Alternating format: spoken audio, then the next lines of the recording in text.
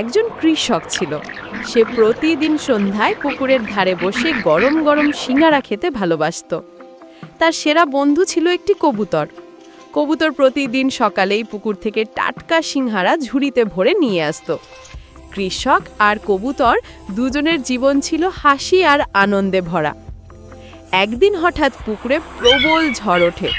কবুতর যথারীতি সিংহারা তুলতে যায়, কিন্তু তীব্র বাতাস ও ঢেউয়ে ভেসে দূরে চলে যায়।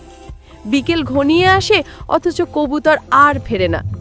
কৃষক অস্থির হয়ে চারদিকে খুঁজতে শুরু করে। শেষে সে দেখে কবুতর ভিজে কাঁপতে কাঁপতে এক ডালে বসে আছে। কৃষক দ্রুত তাকে ঘরে নিয়ে এসে শুকনো কাপড়ে মুড়ে দেয়। তারপর আগুন জ্বালিয়ে তার পাশে বসে থাকে। কবুতর চোখ মেলে তাকায় আর কৃষকের দিকে মৃদু স্বরে ডেকে ওঠে।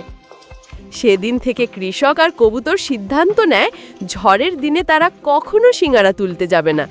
বন্ধুত্বই ছিল তাদের কাছে সবচেয়ে বড় সম্পদ।